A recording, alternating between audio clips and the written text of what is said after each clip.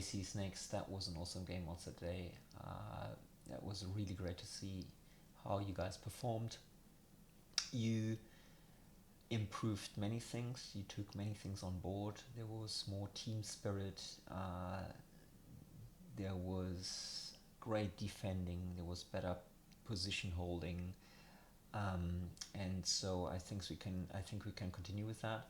And yeah, I want to explore with you further things how we can improve our game. Now, the next thing that I will show you is how I categorize the different things that we can improve in order to get our head around how we can categorize the things that we do to improve our game. Alright, Sea Snakes, before I show you a new aspect about defending, 2 versus 2 defending, I just wanted to quickly show you this concept, which I think could help you to remember better the things that you need to keep in mind in order to play a successful game. Now, I was thinking of a successful game as a house, and I want to support this house so it's not falling apart. Our game should not fall apart. And I'm doing that by putting 3 columns under this house. And I call these 3 columns basic stuff, which require no skills, technical things, there are things that each one of you will need to practice in order to master them, and tactical things, so decisions for the entire team. Now, basic stuff is look at the ball during the game, for instance. So pay always attention, don't be distracted, don't roll the ball in front of the goal, so the opponent cannot make a quick score, so don't pass in front of the goal, cross passing, don't roll it out when you're the goalie. Warm up before the game, because if you're used to the ball a little bit, your muscles are a bit warm, you will be more effective right from the start on the game as opposed to if you just arrive cold. Being friendly, being supportive, being a teammate. So this is not only about good conduct, but it's also about the team will fall apart the more or the less team spirit there is. Technical things. These are the things that you need to practice. Dribbling with the outside of the foot. This was awkward for many of you in the beginning, but I see more improvement, and yet you actually guys see that you can do more tricks by doing this and also being faster. Defending 1 versus 1, fast, slow, side, low, so you're more agile. You're showing your side of the foot, your side of the body towards the player, and then you go low to be agile, and then you start jabbing when it's appropriate. Usually we start jabbing quite quickly. You may think of also first containing the player and then jabbing when there are, especially when the player is distracted, the opponent is distracted, when he's contained, or when he's losing control of the ball. Power shots, where to hit the ball. Is it too high so it doesn't fly at all? Is it too low so it flies away? Is your ankle locked? Are you in the right angle to the ball when you do a power shot? And you have to practice it. Otherwise, you will not master the technique of hitting the ball with the correct part of your foot, with the laces part of foot. You may hit it with the outside of the foot and it flies away. Accurate passes, so that your passes towards your own player will actually reach your own team player and that he can do something with the ball. Playing tricks. This will come more and more into play, but you have to practice these if you, for instance, pretend to go in one direction but you're running in the other direction. Then tactical aspects, these are decisions for the entire team. Now we changed our lineup, for instance. We have now 4 defenders, so 1 is goalie, 4 defenders, 3 midfielders and 1 attacker, as opposed to in the past we had 1 goalie, 3 defenders, 3 midfielder and 2 in attack. Then which player is in what position, and is he holding that position? If you're not holding your position, you confuse your other team members because they're wondering who's actually my team player. Am I in the correct position? And you will leave gaps.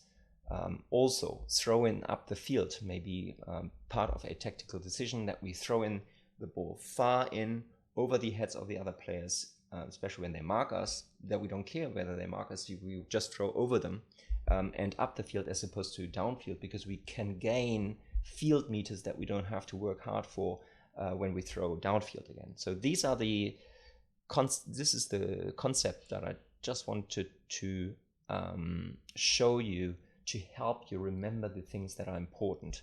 The basic stuff sounds basic, but if you do not look after your basic skills or it's actually not skills, the basic stuff, then the your soccer game will fall apart. And if you don't practice, you will not support the game. If you don't keep the tactical aspects in mind, you will also endanger a successful soccer game. So now I'm going to show you a 2 versus 2 exercise so that we know what to do when we are more people, like in the soccer game, against other opponents, and how do we position ourselves in a defending position. Okay, boys, now I want to show you a concept of 2 versus 2 defending. So we have done 1 versus 1 defending, where we said, okay, one player will get the ball, or one player has the ball. The defender will be approaching fast, then slow down as he closes the gap, turn to his side, and then start jabbing in order to kick the ball away or possess the ball. And I just want to throw in, the question is, what side do you turn to when you go to your side position, like in a slight angle? Now the idea is that it's probably best that you move the same foot forward as the other player has in the front. So if he's got the right foot in front, you will probably put the same side, so this side, well, let's say right foot, so down here, then this player will put the same side to the front in order to jab. And vice versa, if he puts that front foot to the front, this foot will go forward to jab. Now, what happens if we have got 2 players? A 2 versus 2 defending situation. Now, if this player comes back in, then the question is, what's the other, or what if this player comes in, what is the second defender doing? Now, the second defender could run towards this player as well. This would be a bit of a dangerous situation, and the reason being that there is a so-called danger zone, which is towards our goal. And if this player manages to bypass this player, then there's nothing else that will protect our goal. This defender is completely useless in this moment. The other option could be that this player is passing towards this player and he can run freely towards our goal. So this guy cannot attack the attacker or be an aggressive defender. The job of this guy is to keep an eye on the danger zone. So he will be somewhere here to protect the goal behind this player, if this blue player has the ball. So the idea is that the fast, slow side, low action is always taken by the guy who's closest to the ball. So this guy has the ball, so this player will close in, and this player will stand back. And if this player passes towards his teammate, then all of a sudden this player is the closest to the ball, and he will run towards him, and this guy will fall back and keep an eye on the danger zone. And so that's exactly how we're going to practice it. We'll have a lineup on each side of a small goal. The coach will have the ball and passes to one of the teams, and so that would be either myself, Jason, Hayden, or Matt, or Johnny, and we'll pass it to one of the players, and we'll do exactly this 2 versus 2 defending. Yeah, so this is exactly how we're going to do it, and I'm curious whether it gives you some new stuff to practice on, and maybe you can do something with it for the next game. And yeah, enjoy and take care.